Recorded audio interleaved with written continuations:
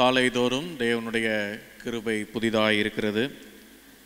கடந்த மாதத்தினுடைய முதல் நாள் செய்தியாக கிருபையுள்ள தேவன் என்ற தலைப்பிலே நாம் ஒரு செய்தியை கேட்டு தேவ கிருபையினாலே இந்த வருடத்தினுடைய 6வது மாதத்தை நாம் வெற்றியாய் நிறைவு செய்வதற்கும் 7வது மாதத்தை நம்முடைய இருதயத்திலே கலக்கம் இல்லாமல் தைரியத்தோடு இருப்பதற்காகவும் நம்பிக்கையோடு இருப்பதற்காகவும் இந்த நாளில் தேவன் நமக்கு வாக்குத்தத்த செய்தியை நமக்கு கொடுக்க இருக்கிறார். நாம் யாவரும் கண்களை மூடி நாம் ஜெபம் செய்வோமாக. எங்களை நேசிக்கும் எங்கள் ஆண்டவரே, இந்த நல்ல நாளின் காலை நேரத்திற்காக நாங்கள் நன்றி செலுத்துகிறோம். உம்முடைய பிரசன்னத்தில் அமர்ந்திருக்கும் இந்த வேளையிலே பரிசுத்த ஆவியானவர் எங்களை சூழ்ந்து இந்த இடத்துல எங்களை வழிநடத்தட்டும். வேதத்தின் அதிசயங்களை காண்பதற்கு ஏதுவாக எங்களுடைய கண்களை திறந்தருளும். நீர் பேசும், நாங்கள் கேட்கிறோம். இயேசுவின் நாமத்தில் ஜெபிக்கிறோம் எங்கள் ஜெபங்கள் நல்ல தகப்பனே, ஆமென். என் ஆத்துமாவே நீ ஏன் கலங்குகிறாய்? ஆண்டவராய் இருக்கிற இயேசு கிறிஸ்து மனிதனுடைய இரட்சிப்பிற்காக தன்னை தாழ்த்தும் தேவனாக இருக்கிறார். சங்கீதம் 42:11 நாம் பார்க்கும்போது வேதம் சொல்லிருக்கிறது, என் ஆத்துமாவே நீ ஏன் கலங்குகிறாய்? ஏன் எனக்குள் தியங்குகிறாய்? தேவனை நோக்கி காத்திரு, என் முகத்திற்கு இரட்சிப்பும் என் தேவனுமாய் இருக்கிறவரை நான் இன்னும் துதிப்பேன். இதே வசனம் சங்கீதம் 43:5 இருக்கிறது. இந்த வசனத்தினுடைய அர்த்தத்தை நாம் பார்க்கும்போது நம்முடைய இருதயத்தில் ஒரு கலக்கம், ஒரு பயம் ஏற்படும் போதும் நம்முடைய முகநாடி வேறுபடுகிறதாக இருக்கிறது. நம்முடைய முகம் நம்முடைய இருதயத்தின் சூழ்நிலைகளை வெளிப்படுத்துகிறதாக இருக்கிறது. ஒரு பழமொழி சொல்லுவாங்க, அகத்தின் அழகு முகத்தில் தெரியும் என்று. எனவே தேவனாகிய கர்த்தர் இந்த 7வது மாதத்தில் நம்முடைய சபை விசுவாச பிள்ளைகளுக்கு நல்லதொரு முகப்பொழிவை கொடுப்பதற்காக ஆண்டவர் இந்த நாளிலே நமக்கு கொடுக்கக்கூடிய செய்தி, என் ஆத்துமாவே நீ ஏன் கலங்குகிறாய்? ஒரு சில எடுத்துக்காட்டுக்காக நாம் இங்கே பார்க்கும்போது, காயின் அவனுடைய பலி ஏற்றுக்கொள்ளப்படாத வேளையிலே அவன் கோபம் கொள்வதற்கு முன்பதாக அவனுடைய முகநாடி வேறுபட்டது என்று சொல்லி நாம் பார்க்கிறோம். தன் சகோதரனாக இருக்கிற ஆபேலை கொலை செய்வதற்கு முன்பதாக அவனுடைய முகநாடி வேறுபட்டது என்று சொல்லி நாம் பார்க்கிறோம். எனவே அடுத்து பெல்சாஷர், தானியேலின் புத்தகம் 5ஆம் அதிகாரத்திலே நாம் வாசிக்கும் போது ஒரு தரிசனத்தை, ஒரு கைவிரல் ஒன்று தோன்றி அந்த சுவற்றிலே வார்த்தைகளை எழுதினதை பார்க்கும்போது அந்த பெல்சாஷர் ராஜாவினுடைய முகநாடி வேறுபட்டது என்று தானியேலின் புத்தகம் 5ஆம் அதிகாரத்திலே வாசிக்கின்றோம். எனவே சூழ்நிலைகள் நம்முடைய முகநாடிகளை அல்லது நம்முடைய முக லட்சணங்களை தீர்மானிக்கிறதாக இருக்கிறது. நம்முடைய இருதயத்தில் இருக்கக்கூடிய உணர்ச்சிகளே அதற்கான முக்கிய ஆதாரமாக இருக்கிறது. எனவே இந்த காலை நேரத்தில் God protects our emotions, நம்முடைய உணர்வுகளை தேவன் பாதுகாக்கிறவராக இருக்கிறார்.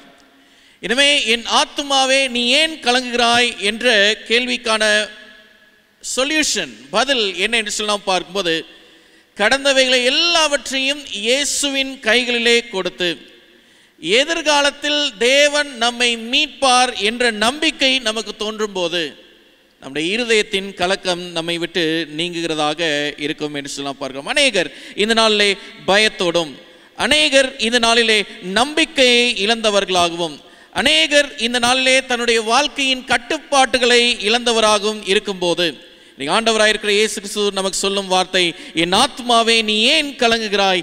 ஏன் எனக்குள் தியங்குகிறாய்? தேவனை நோக்கி காத்திரு. Wait on the Lord. இன்றைக்கு கலக்கத்தோடு இருக்கக்கூடிய பிள்ளைகளே, என் முகத்திற்கு இரட்சிப்பும் என் தேவனுமாய் இருக்கிறவரை நான் இன்னும் துதிப்பேன். God will save every faces. ஒவ்வொரு முகத்திற்கும் ஆண்டவர் இந்த காலை நேரத்திலே இரட்சிப்பை கொடுக்க இருக்கிறார். முதலாவது பாடம், God gives smile. தேவன் சிரிப்பை தருகிறவராக இருக்கிறார். உள்ளத்தில் கவலைகள் இருந்தாலும், உள்ளத்தில் வேதனைகள் சூழ்ந்திருந்தாலும், நம்முடைய சரீரத்தில் ஒருவேளை நோய்வாய்ப்பட்டவர்களாக இருந்தாலும் ஆண்டவர் நமக்கு சிரிப்பை தருகிறவராக இருக்கிறார். பாவத்தில் இருந்து ரட்சிப்பை கொடுக்கும் ஆண்டவர், சாபத்திலிருந்து ரட்சிப்பை கொடுக்கும் ஆண்டவர், நோயில் இருந்து ரட்சிப்பை கொடுக்கும் ஆண்டவர், நம்முடைய முகத்திற்கான ரட்சிப்பை இந்த காலை நேரத்திலே நமக்கு தருகிறவராக இருக்கிறார். எனவே இந்த காலை நேரத்தில் நாம் ஒரு வசனத்தை நாம் படிப்போம். என்னாகமம் 6ஆம் அதிகாரத்தில் 24ஆம் வசனத்திலிருந்து நாம் பார்ப்போம். வேதம் சொல்லுகிறது, கர்த்தர் உன்னை ஆசீர்வதித்து உன்னை காக்க கடவர், கர்த்தர் தம்முடைய முகத்தை உன்மேல் பிரகாசிக்க பண்ணி உன்மேல் கிருபையாய் இருக்க கடவர். அடுத்த வசனம் 26ஆம் வசனம், கர்த்தர் தம்முடைய முகத்தை உன்மேல் பிரசன்னமாக்கி உனக்கு சமாதானம் கட்டளையிட கடவர் என்று சொல்லி நாம் பார்க்கிறோம். தேவனுடைய முகம் நம்மளுடைய எல்லா நாட்களுக்குமான நம்பிக்கையை பிரதிபலிக்கிற முகமாக இருக்கிறது. ஒரு சில எடுத்துக்காட்டுக்கு நாம் பார்க்கும்போது, சாராய் முதிர் வயதை எட்டியிருந்த போது ஆண்டவராய் இருக்கிற இயேசு கிறிஸ்து அவர்கள் கொடுத்த வாக்குத்தத்தம், இந்த சாராய் மூலமாக, இந்த ஆபிரகாம் மூலமாக இந்த சந்ததி பெருகும் என்று சொன்ன நேரத்தில் சாராய் நகைத்தார்கள் என்று சொல்லி நம்ம வேதத்திலே வாசிக்கிறோம். ஆதியாகமம் 18ஆம் அதிகாரத்தில் நகைத்தார்கள். அது என்ன விதமான சிரிப்பு என்று சொல்லி நாம் பார்க்கும்போது, அது சந்தேகத்தின் சிரிப்பு. இன்னொரு பக்கத்தில் அது கடந்து வந்த இத்தனை ஆண்டுகளில் அவர்களுக்கு பிள்ளை பாக்கியம் இல்லாதனாலே அந்த ஏமாற்றத்தின் சிரிப்பாக இருக்கிறது. இதே சாராய் அந்த ஈசாக்கை பெற்று எடுத்த பிற்பாடு மீண்டும் அவளுடைய முகத்திலே ஆண்டவர் ஒரு சிரிப்பை கொடுத்தார். அது வெற்றியின் சிரிப்பாக இருக்கிறது. அந்த சிரிப்பு அவள் கொண்டிருந்த நம்பிக்கையின் சிரிப்பாக இருக்கிறது. எனவே நம்மளுடைய முகத்தில் சிரிப்பு இருக்கிறதான்னு சொல்ல வரும்போது இருக்கிறது. அது ரெண்டு சூழ்நிலை இருக்கிறது. சில நேரத்தில் ஏமாற்றத்தின் சூழ்நிலையிலே ஒரு சிரிப்பு ஏற்படும், சில நேரத்தில் தோல்வியின் சூழ்நிலையிலே ஒரு சிரிப்பு ஏற்படும். ஆனால் தேவனாகிய கர்த்தர் இன்றைக்கு நமக்கு அந்த இரண்டாவது சிரிப்பாகிய வெற்றியின் சிரிப்பை தருவதற்கு அவருடைய முகத்தை நம்மேல் பிரசன்னமாக்கி நமக்கு சமாதானத்தை கட்டளையிடும் தேவனாக அவர் இருக்கிறார். தேவ முகத்தினாலே இன்றைக்கு நீங்களும் நானும் சிரிப்பை பெறுகிறவர்களாக நாம் இருக்கிறோம். இரண்டாவது பாடத்திற்குள்ளாக நாம் கடந்து செல்வோம். செகண்ட் லெசன், தேவன் கண்களின் பிரகாசத்தை தருகிறார். God brightens our eyes. நம்முடைய கண்களுக்கு தேவன் பிரகாசத்தை தருகிறவராக இருக்கிறார். நம்பிக்கை இழந்த சூழ்நிலையிலே, ஒருவேளை கடன் பெருகிக் கொண்டிருக்கின்ற வேளையிலே, எனக்கு யாரும் உதவுவதற்கு இல்லை என்று சொல்லி ஏங்கக்கூடிய வேளையிலே ஆண்டவராயிருக்கிற இயேசு கிறிஸ்து நம்முடைய கண்களுக்கு பிரகாசத்தை தருகிறார். அதனால அந்த நாள் துவக்க வசனத்திலே நம்ம படித்திருந்தோம், என் ஆத்துமாவே நீ ஏன் கலங்குகிறாய், கலங்காதே திகையாதே, நான் உன் தேவன், நான் உன்னை என் நீதியின் வலது கரத்தினால் தாங்குவேன் என்று வாக்கு கொடுத்த தேவன். ஒரு சில வசனங்களை நாம் வாசிப்போம். சங்கீதம் 6:7 வசனத்தை நாம் பார்ப்போம். வேதம் சொல்லுகிறது, துயரத்தினால் என் கண்கள் குழி விழுந்து போயிற்று, என் சத்துருக்கள் அனைவர் நிமித்தமும் மங்கி போயிற்று என்று நாம் பரிசுத்த வேதத்திலே நாம் வாசிக்கிறோம். எனவே நமக்கு தெரியும், நம்மளுடைய கண்களில் இந்த கருவிழிகளை சுற்றி ஒரு குழி ஏற்படும். அது எப்போ ஏற்படும் என்று சொல்லலாம் பார்க்கும்போது, சில நேரத்தில் அதிகமாக தூக்கம் இல்லாமல் இருந்தால் அந்த குழி ஏற்படும். துக்கம் அதிகமாய் சூழ்ந்திருக்கிற வேளையிலே அந்த குழி நமக்கு ஏற்படுகிறதாக இருக்கிறது. எனவே இந்த துக்கத்தோடு இருக்கக்கூடிய பிள்ளைகளுக்கு, கண்களில் குழி விழுந்த நிலைமையில் வாழ்க்கையில் நம்பிக்கையை இழந்த பிள்ளைகளுக்கு தேவன் சொல்லியிருக்கிற வார்த்தை என்னன்னு சொல்லலாம் பார்க்கும்போது, யோபின் புத்தகம் 17ஆம் அதிகாரம் 7 வசனத்தை நாம் பார்ப்போம். இது நிமித்தம் என் கண்கள் சஞ்சலத்தினால் இருளடைந்தது, என் அவயவங்கள் எல்லாம் நிழலை போல் இருக்கிறது. எவ்வளவு துக்கம் நம்ம வாழ்க்கையில் நம்ம சுமந்து வருவது, எவ்வளவு வேதனைகள் நம்முடைய வாழ்நாட்களில் நாம் கடந்து வருவது. ஆண்டவராயிருக்கிற இயேசு கிறிஸ்து உங்களையும் என்னையும் இந்த காலை நேரத்திலே பார்க்கும்போது நம்முடைய முகத்திற்கு சிரிப்பை பரிசாய் கொடுக்கும் தேவன் நம்முடைய கண்களிலே பிரகாசத்தை தருகிறவராக இருக்கிறார். வேதத்திலே நம்ம பார்க்கும்போது ஒரு எடுத்துக்காட்டுக்காக அப்போஸ்தலனாகிய பவுலை குறித்து நாம் வாசிக்கிறோம். சவுலாக இருந்து தமஸ்குவிலிருந்து எருசலேம் வரைக்கும் பிரயாணப்பட்டு போனார், அப்படி தானே? அவர் போகின்ற வழியில் ஆண்டவர் ஒரு மின்னலை தோன்ற செய்து அந்த மின்னலினாலே அந்த சவுலுக்கு ஒரு தற்காலிக நியாய தீர்ப்பை கொடுத்து அந்த சவுல் சில நாட்கள் கண் பார்வையற்றவனாக இருந்தான். அந்த சவுல் மீண்டுமாக கண் பார்வையை பெற்று அவன் பவுலாக மாறின பிற்பாடு அவனுடைய வாழ்க்கையே முற்றிலுமாக ஆண்டவர்க்கென்று மாறினது. இந்த காலை நேரத்திலே நம்முடைய கண்களை ஆண்டவர் பிரகாசம் அடைய செய்யக்கூடிய வேளையிலே நம்முடைய வாழ்க்கையே கிறிஸ்துவுக்கென்று மாறக்கூடிய வாழ்க்கையாக இருக்கிறது. அதான் அந்த யோபு சொல்லக்கூடிய இந்த சூழ்நிலை, என் கண்கள் சஞ்சலத்தினால் இருள் அடைந்தது. நம்முடைய கண்களை திறந்து பார்த்தா எங்கே பார்த்தாலும் இருள், எங்கே பார்த்தாலும் ஏமாற்றம், எங்கே பார்த்தாலும் அவநம்பிக்கை. நம்ம யாருக்கிட்ட உதவி என்று சொல்லி நாம் நாடி போகிறோமோ அவர் மேலே நம்ம நம்பிக்கையாய் கடன் சென்றிருப்போம். ஆனால் அவர்கள் மூலமாக தான் நமக்கு வரக்கூடிய ஏமாற்றம். இருள் அடைந்த கண்களை பிரகாசமாக்கும் தேவன். சங்கீதம் 34:5 நாம் பார்ப்போம். வேதம் சொல்லுகிறது, அவர்கள் அவரை நோக்கி பார்த்து, when your eyes look to the Lord, வேதம் சொல்லுகிறது, பிரகாசம் அடைந்தார்கள், அவர்கள் முகங்கள் வெட்கப்படவில்லை.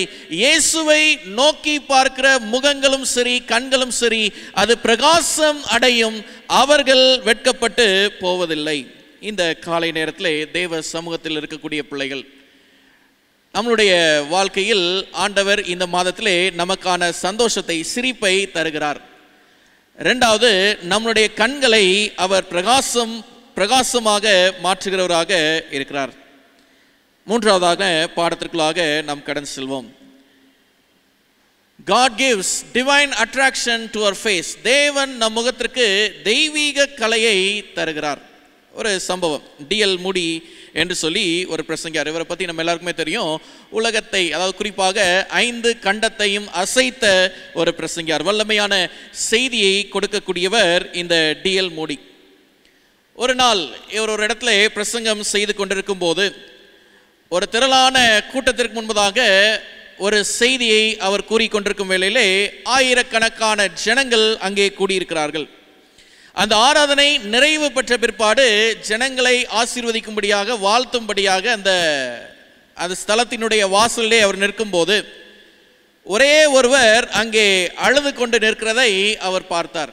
சரி, எல்லாரும் இவர்கிட்ட வந்து பேசினாங்க. அந்த அழுது கொண்டு நிற்கிறவர்கிட்ட இந்த டிஎல் மூடி போய் அவர்கிட்ட பேசினார். அப்போ அவர்கிட்ட போய் பேசும்போது கேட்டார், என் அன்பு சகோதரனே, நான் பேசிய செய்தியின் வார்த்தையில் எந்த வார்த்தை உன்னுடைய இருதயத்தை பயங்கரமாக தாக்கினது என்று சொல்லி ஒரு கேள்வி கேட்டார். அவர் சொன்னார், நான் உங்கள் பிரசங்கத்தை நான் கவனிக்கவே இல்லை, எந்த வார்த்தையும் எனக்கு கேட்கவும் இல்லை. அப்போ எதுக்கு அழுகிற? இல்லை, இந்த அழுகைக்கு பின்னாடி நிறைய அர்த்தங்கள் இருக்கிறது, நிறைய காரணங்கள் இருக்கிறது. சரி, என்ன அர்த்தம் இருக்கிறது? என்னுடைய வீட்டில் என் குடும்பத்தின் பிள்ளைகள் எல்லாமே என்னை நிராகரித்து விட்டார்கள், எல்லாருமே எனக்கு எதிர்த்து நிற்கிறவர்களாக இருக்கிறார்கள். நான் தற்கொலை செய்து சாக வேண்டும் என்று சொல்லி நான் போய் கொண்டிருந்தேன்.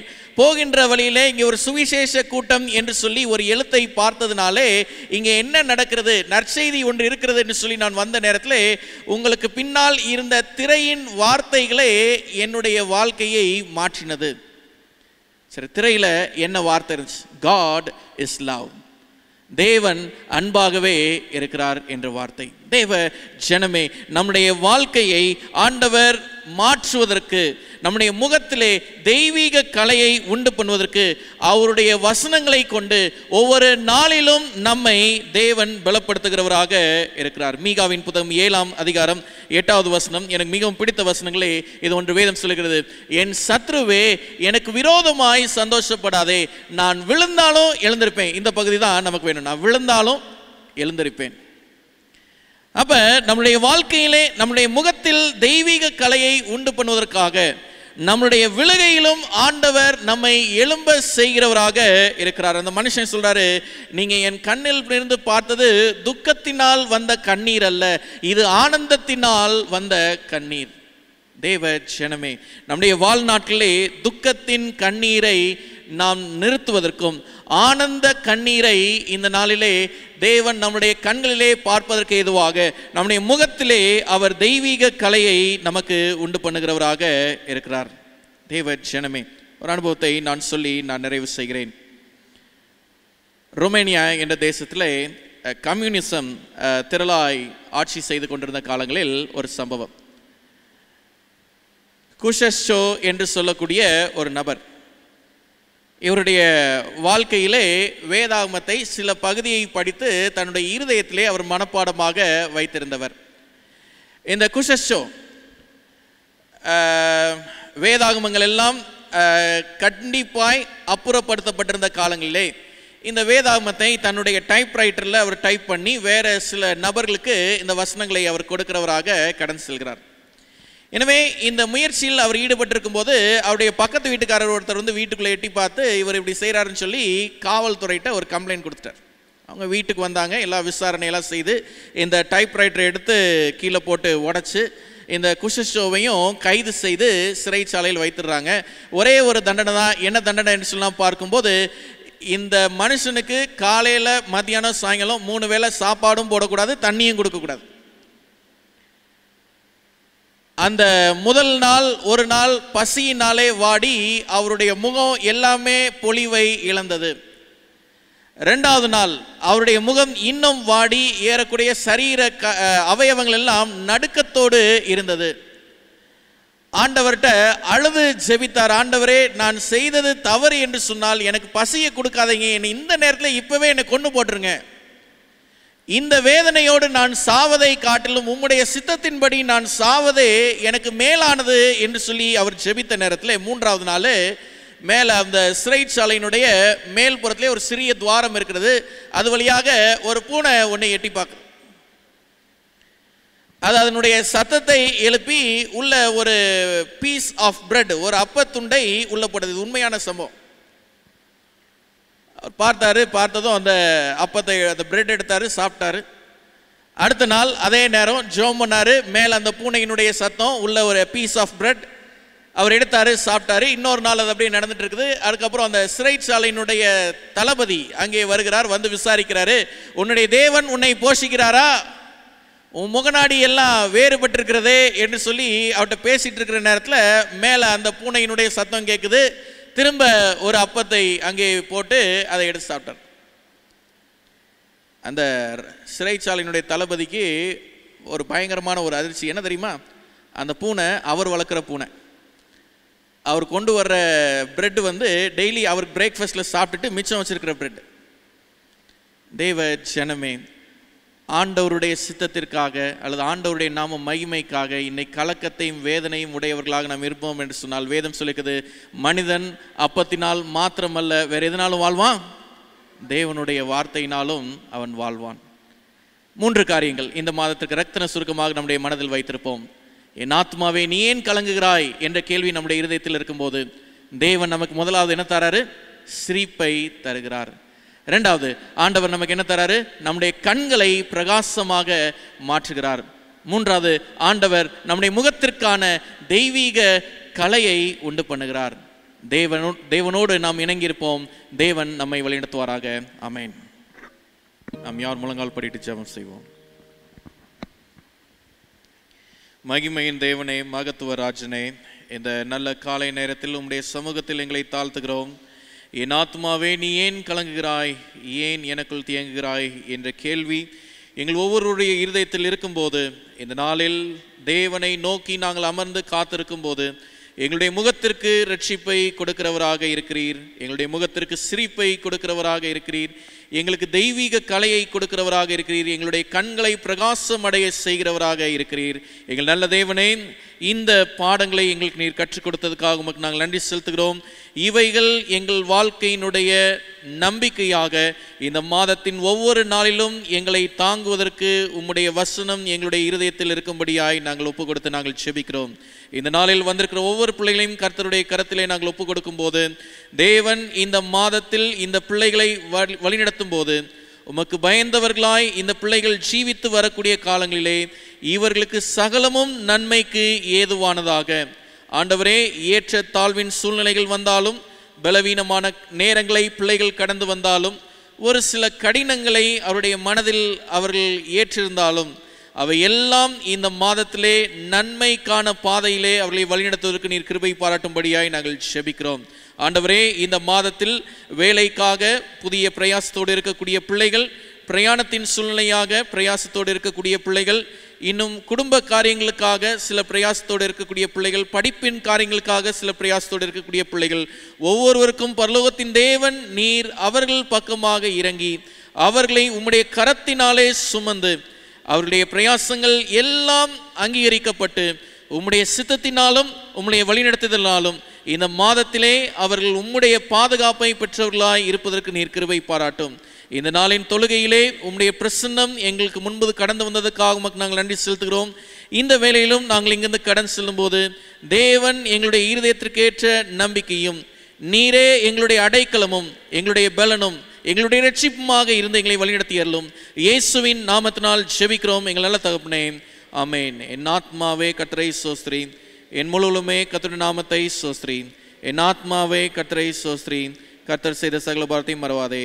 ஆமென். நம்முடைய கர்த்தராக இருக்கிற இயேசு கிறிஸ்துவின் அன்பும் பிதாவானவருடைய வழிநடத்துதலும் பரிசுத்த ஆவியானவருடைய பிரசன்னமும் தேவ தூதருடைய பாதுகாவலும் விசேஷமாக இந்த மாத பிறப்பின் ஸ்தோத்திர ஆராதனையில் பங்கு பெற்ற ஒவ்வொரு பிள்ளைகளோடும் இன்றும் என்றும் சதா சர்வகாலமும் இருப்பதாக.